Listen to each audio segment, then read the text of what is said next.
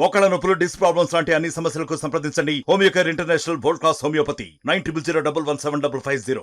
మహిళా సోదరిమణులు, యువకులు, గ్రామ పెద్దలు, పత్రికా మీడియా సోదరులు, పోలీసు అధికారులు, వివిధ హోదాలలో పనిచేస్తున్నటువంటి ప్రతి ఒక్కరికి కూడా హృదయపూర్వక శుభాకాంక్షలు, ధన్యవాదాలు తెలియజేస్తా ఉన్నాను. ఈరోజు మారుతున్న సమాజానికి అనుగుణంగా మన చదువు విషయంలో కానీ, మన ఎదుగుదల విషయంలో కానీ ఖచ్చితంగా మారుతున్నప్పుడు మరి మనం కూడా ఈ సమాజంలో భాగమవుతాం. మనం ఎంత సంపాదించినా, ఎంత గొప్ప పేరు వచ్చినా, కానీ పుట్టిన జన్మభూమిని మాత్రం ఎప్పుడు మర్చిపోకుండా మీరు ఎంత పెద్ద స్థాయిలో ఉండండి, కానీ ఊరికి మాత్రం వస్తూ పోతూ ఉండాలి. మనం సంపాదించిన దాంట్లో ఒకప్పుడు మన తాత ముత్తాతలు చాలా కష్టాలలో ఉండేది, లేదా మన తల్లిదండ్రులు కూడా చాలా కష్టాలలో ఉండేది. వాళ్ళందరూ కష్టపడి ఈ ఊరు నుంచి ఈ నీళ్లు తాగిచ్చి, ఇక్కడ తిండి పెట్టి, ఇక్కడ వాతావరణం ఇచ్చి మనం ఒక ఉన్నతమైనటువంటి స్థానంలో ఎదగడానికి కారణమైనటువంటి ఈ గ్రామాలకు మనం తిరిగి ఏమి ఇవ్వాలో కూడా ఆలోచించాల్సిన అవసరం అయితే ఉంది. అవునా కాదా? ప్రభుత్వాలు చేసినా ఇప్పుడు మేము ఈ ఏరియాలలో రకరకాల దాతలతోటి కూడా కరోనా టైంలో చాలామంది దాతలు వచ్చారు. అదేవిధంగా వరదలు వస్తే దాతలు వచ్చారు, లేదా ఎవరైనా చనిపోతే, లేదా పేద పిల్లల కోసం ల్యాప్టాప్స్ కూడా. మనం ఒక ఉన్నత స్థానంలో ఉన్నాం, ఒక పేదింటి బిడ్డ ఉంటుంది మన ఇంటి పక్కనే, ఆమె హైయర్ ఎడ్యుకేషన్కి వెళ్ళాలంటే కనీసం ఆమెకు ఒక ల్యాప్టాప్ లేదా ఒక కొంచెం ఫీజు, ఇట్లాంటి వాటిలలో కూడా చిన్న చిన్న వాళ్ళు గ్రామస్తులు డొనేషన్స్ వేసుకొని కూడా హెల్ప్ చేస్తూ ఉన్నారు. మనం పోయేటప్పుడు ఏది రాదు, పక్కా చెప్పగలుగుతున్నా. ఏమన్నా తీసుకుపోతామా? ఏమి తీసుకుపో.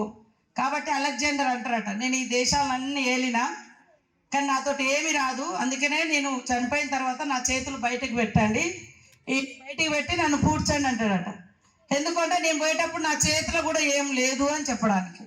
సో మనం అలెగ్జాండర్ ఎందుకు గుర్తు చేసుకుంటున్నాం? ఆయనకంటూ ఒక చరిత్ర ఉంది కాబట్టి ప్రతి ఒక్కరి ఒక చరిత్రకారులుగా మిగిలాలి, ఒక సృష్టికర్తలుగా. మనకంటూ ఒక ఐడెంటిటీ, మన కుటుంబం బాగుంటుంది, ఓకే, బాగుపడాలని కష్టపడ్డాం, తపనపడ్డాం, సంపాదించుకున్నాం, కుటుంబం సంతోషంగా ఉంటుంది.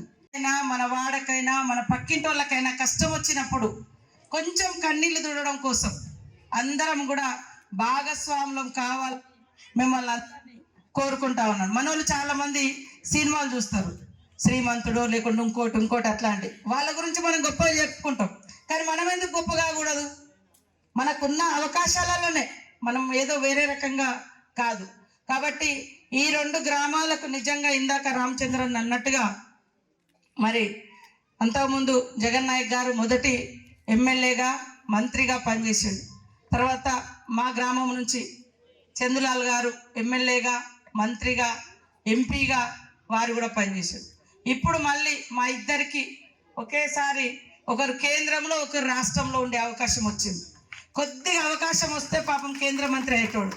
40 సీట్లతోటి కేంద్రంలో కాంగ్రెస్ ప్రభుత్వం పోయింది. వాస్తవానికి స్టార్ట్ అయ్యేటప్పుడు మనోళ్ళు మనం రాగలుగుతామా ఇన్ని సీట్లు అనుకున్నారు. కానీ కొద్దిగా ట్రై చేస్తే బలరాం అన్న మళ్ళీ కేంద్ర మంత్రి ఉండేవాడు, నేను ఇక్కడ రాష్ట్ర మంత్రిగా ఉండి ఈ ప్రాంతాన్ని ఇంకా అద్భుతంగా చేసేవాళ్ళం. అయినా కూడా మా ఇద్దరి సంకల్పం ఖచ్చితంగా ఇందాక పెద్దలు మరి మన జగన్ నాయక్ గారు చెప్పినట్టుగా ప్రజలు గుర్తు పెట్టుకునే విధంగా ధనంజయ గారు చెప్పిండ్రు, చరిత్రను చెప్పిండ్రు. కాబట్టి ఈ ప్రాంతానికి పర్మనెంట్ సోర్స్ ఇరిగేషన్ కానీ, స్కూల్స్ కానీ, రోడ్డు రవాణా వ్యవస్థ కానీ, పేదవాళ్ళకి ఇండ్లు కానీ. ఇందాక వచ్చేటప్పుడే మేము అనుకున్నాం, నువ్వేమి ఇక్కడికి రాకున్నా పర్వాలేదు, సెంట్రల్ నుంచి వచ్చేటి నువ్వు తీసుకురా, స్టేట్ నుంచి వచ్చేటి నేను తీసుకొస్తా, ఇద్దరం కలిసి ఓపెనింగ్లో పోదాం, ఇద్దరం కలిసి ఊళ్ళో తిరిగి ఇక మేము ఇవి తెచ్చినాం ఈ ఊళ్ళలో అని అప్పుడు చెప్పుకుంటూ తిరుగుతాం. రోజు వచ్చే జనాలు వస్తూనే ఉంటారు నా దగ్గరికి, 100 మంది 1000 మంది. వాళ్ళకి నేను ఏదో ఒక రకంగా పనిచేస్తుంటా. ఆయనది మొత్తం 7 నియోజకవర్గాలు తిరగాలి, ఢిల్లీకి పోవాలి. నేను 9 మండలాలు తిరగాలి, రాష్ట్రంలో తిరగాలి. 1 కిలోమీటరు తొందరలోనే చేస్తాం. ఈ రోడ్డు కూడా డబల్ రోడ్ అవుతుంది, ఇక్కడ నుంచి పొట్లాపురం దాకా డబల్ రోడ్డు ఆల్రెడీ శాంక్షన్ అయింది, టెండర్లో ఉంది, చేస్తాం. మొన్న రాగానే చేసేసినాం. అదేవిధంగా అన్ని రోడ్లు, నేను రోడ్ల శాఖ మంత్రిగా ఉన్నా, అడవి ప్రాంతంలో మన ఏరియాలో వెనుకబడ్డ ప్రాంతంలో ప్రధానంగా రోడ్ కనెక్షన్ అనేది చాలా ఇంపార్టెంట్. రోడ్ కనెక్టివిటీ లేకుంటే ఎవరు రావడానికి కూడా ఇష్టపడరు. ఒకప్పుడు ఏటూరు నాగారం నుంచి హన్మకొండ పోవాలంటే 3-4 గంటలు పట్టేది, ఓ 20 ఏళ్ళ కింద 30 ఏళ్ళ కింద. రాను రాను వ్యవస్థ మారుతున్న కొద్దీ ఇప్పుడు మన నేషనల్ హైవే హైదరాబాద్ నుంచి రాయ్పూర్ దాకా, ఛత్తీస్గఢ్ రాయ్పూర్ దాకా ఇది నేషనల్ హైవే. అటు పక్కన ఒరిస్సా, ఇటు పక్కన భద్రాచలం, ఆంధ్ర, ఇటు పక్కన మహారాష్ట్ర. ఎన్ని వనరులు ఉన్నాయి మన దగ్గర. రామప్ప టెంపుల్ ఉంది, నేషనల్ మన వరల్డ్ హెరిటేజ్, యునెస్కో ఐడెంటిఫై చేసినటువంటి world heritage. Bogatha water falls ఉంది, తర్వాత సమ్మక్క సారక్క, తర్వాత మనకు లక్నవరం. ఇవన్నీ గొప్ప గొప్ప ఉన్నాయి. కాబట్టి అన్న టూరిజం మీద పెడితే దృష్టి, మన పిల్లలకి ఇక్కడ లోకల్ పిల్లలకు కూడా ఉద్యోగాలు వస్తాయి. ట్రైబల్ యూనివర్సిటీ కోసం ఆ రోజు అన్న మంత్రిగా ఉన్నప్పుడే తెలంగాణ విభజన అయ్యేటప్పుడు ట్రైబల్ యూనివర్సిటీ కోసం కొట్లాడింది ఆయన. పేరు సరే తర్వాత వచ్చినాక ఓడిపోయినాం కాబట్టి ఆ పేరు మన దృష్టికి పడలే. అప్పుడే సోనియా గాంధీ గారు ప్రకటించారు వారి ఆధ్వర్యంలో. సరే చందులాల్ గారు వారి మంత్రి అయిన తర్వాత మన ములుగులో మరి ప్రపోజల్ పెట్టారు, వారు కూడా కష్టపడ్డారు. ఆ తర్వాత అది నెగ్లిజెన్స్ అయిపోయి గవర్నమెంట్ నుంచి, అంటే వారు ప్రతిపాదన పెట్టినా కూడా కేంద్రము రాష్ట్రం పట్టించుకోలేదు. కానీ ఇప్పుడు మరి మన గవర్నమెంట్ కూడా తొందరగా రేవంత్ రెడ్డి గారు సీఎం గారు కూడా స్పీడప్ చేస్తే వెంటనే ఇప్పుడు క్లాసెస్ నడుస్తున్నాయి. మార్కింగ్ చేసిన 400 ఎకరాల భూమిని ఇక్కడ మన ఊరు దాకా కూడా వచ్చింది. రేపు ఇదంతా కూడా డెవలప్ అవుతుంది. వేరు కాబట్టి వీళ్ళిద్దరి మధ్య కొట్లాట ఉంటుంది, అట్లుంటుంది, అట్లా ఏమి లేదు. పని చేసే లక్ష్యం ఒకటే. పుట్టుకలు వేరైనా పని చేసే లక్ష్యాలు ఒకటే. పుట్టిన కుటుంబాలు వేరువేరైనా, ఊర్లు వేరువేరైనా, మా ఇద్దరి లక్ష్యం ఈ ములుగు నియోజకవర్గాన్ని అభివృద్ధి పదంలో తీసుకెళ్లడమే. కాబట్టి వారు ఎమ్మెల్యే, వారు కేంద్ర మంత్రిగా ఉన్నప్పుడే ఇవాళ ములుగు హాస్పిటల్ నిర్మాణానికి 5 కోట్లు తీసుకొచ్చిండప్పుడు నేను ఎమ్మెల్యే, ప్రతిపక్ష ఎమ్మెల్యే. నేను వేరే పార్టీ, అన్న వేరే పార్టీ, కానీ ఇద్దరం అన్న చెల్లెలా కలిసి ఉండేది. అదేవిధంగా ఇక్కడ నుంచి ఏటూరు నాగారం దాకా డబల్ రోడ్ తీసుకొచ్చిండు, NH. ఏటూరు నాగారం బ్రిడ్జి తీసుకొచ్చిండు. కొంతమంది చెప్తే జోక్ అంట. సోనియమ్మ గారిని ఒప్పించి ఈ అడవి ప్రాంతాలలో ఉన్నటువంటి అనేక అడవి గ్రామాలకు వాగులు లేని బ్రిడ్జీలు కట్టించిండు. వాగుల మీద అంగన్వాడీ సెంటర్స్ తీసుకొచ్చిండు, హెల్త్ సెంటర్స్ తీసుకొచ్చిండు, హాస్పిటల్స్ కట్టించిండు. కానీ కింది దాకా ఆయన చెప్పుకోలేకపోయాడు పాపం. అది నేను ఎప్పుడు ప్రతిపక్షంలో ఉన్నా, నిన్న మేము లింగాల పోతున్నాం. ఆ రోడ్డు 2009 నేను కలెక్టర్, SP గారు నిన్న పోయి అక్కడ కంటైనర్ హాస్పిటల్ గుట్ట మీద 5 గ్రామాలు ఉన్నాయి. వాళ్ళు పాపం రావాలంటే మళ్ళీ పసరా ములుగు రావాలి, ఆ గుట్టలు దిగి రావాలంటే రోడ్లకు చాలా ఇబ్బందులు ఉన్నాయి. కాబట్టి అక్కడ ఒక హాస్పిటల్ చేయాలని ఒక కంటైనర్ లాగా ఇంత పెద్దది వేసి అందులోనే 2 బెడ్స్ వేసి ఒక నర్సుని పెట్టి తక్షణ అవసరం ఏదున్నా అడవిలో మీకు ఈ హాస్పిటల్ అందుబాటులో ఉంటుందని పెట్టొచ్చు. పోతూ రోడ్డు గుర్తు చేసుకున్నాం.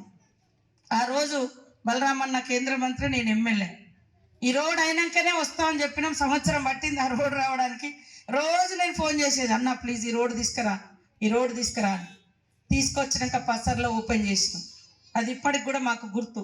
అట్లా మనకు మిగిలేది మనం చేసే పనులే. కాబట్టి ప్రత్యేక శ్రద్ధతోటి ఈ ప్రాంతాన్ని మరింత అభివృద్ధి పదంలో చేస్తాం. ఖచ్చితంగా తొందరలోనే మన గ్రామానికి కూడా పూర్తి స్థాయిలో CC రోడ్. చాలామంది కంపెనీలతో ఒప్పందం చేసుకొని కొన్ని గ్రామాలలో ఇప్పుడు model bus stand, model market, ములుగులో సరైనటువంటి మార్కెట్ లేదు. ఇవన్నీ కూడా ప్రణాళిక చేస్తున్నాం కొత్తగా కలెక్టర్ని తీసుకొచ్చి. కాబట్టి మీరందరు ఇక్కడ ఉన్నటువంటి గ్రామ బిడ్డలందరూ కూడా మాకు సహకరించి మనందరి ఈ గవర్నమెంట్కి సపోర్ట్ చేస్తూ గవర్నమెంట్ ద్వారా వచ్చేటువంటి ఏ పనైనా కూడా మీ అందరికీ ఉపయోగపడే విధంగా చేస్తానని. మరి మన మధు కూడా నా దగ్గరకు వచ్చిండు. మధు వాళ్ళన్న మీ చెప్పగానే మదనపల్లి అనగానే లోకల్గా ఈ అనగానే నా శాఖలో ఉన్నది, నేను నాకు అవకాశం ఉన్నంతలో తనకు అందుబాటులోకి వచ్చేటట్టుగా సహకారం చేసిన. యాజ్ పర్ రూలే. కానీ మన ప్రాంతం వాళ్ళు అనగానే ఎవరికైనా ప్రాంతం ప్రీతి ఉంటుంది, అభిమానం ఉంటుంది. కాబట్టి తప్పకుండా మన పుట్టి పెరిగిన ప్రాంతాలు, మనల్ని కన్న తల్లిదండ్రులను ఎప్పుడు కూడా మర్చిపోకూడదని తెలియజేస్తాం. ఇవాళ ఎంత గొప్ప గొప్ప ఉద్యోగాలలో ఉన్నా తల్లిదండ్రులను అనాథలుగా పెట్టకూడదు. ఈరోజు నువ్వు గొప్ప స్థానంలో ఉండడానికి కారణం నిన్ను కన్ని పెంచిన తల్లిదండ్రులు. వాళ్ళు లేకుండా నువ్వెవరో కూడా లేదు. వాళ్ళు కనీసం విద్యాబుద్ధులు నేర్పకుండా నువ్వు ఈ స్థాయిలో వచ్చేవాళ్ళం కాదు.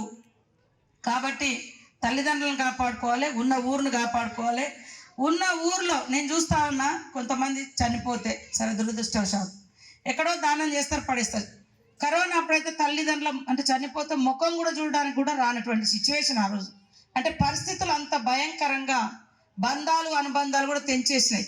కాబట్టి ఉన్నంతకాలం ప్రేమ అనురాగాలు, ఊరు అభివృద్ధి, తల్లిదండ్రుల బాగోగులు, మానవత్వంతో కూడినటువంటి జీవనాన్ని కొనసాగిస్తే ప్రజలలో శాశ్వతంగా ఉండిపోతాం. రాజకీయ నాయకులుగా మేము తప్పకుండా ఆ పని చేస్తూ మీ అందరితో ఒక ఫ్రెండ్లీగా ఉంటూ మీ యొక్క సహాయ సహకారాలు పొందుతామని తెలియజేస్తూ ఈరోజు మా బలరామన్నకు ప్రత్యేకమైనటువంటి శుభాకాంక్షలు తెలియజేస్తా ఉన్నాను. అందరికీ నమస్కారం. మరిన్ని వీడియోస్ కోసం ఛానల్ ని సబ్స్క్రైబ్ చేయండి, లేటెస్ట్ అప్డేట్స్ కోసం వాట్సాప్ ఛానల్ ని ఫాలో చేయండి అండ్ లింక్ డిస్క్రిప్షన్ లో ఉంది.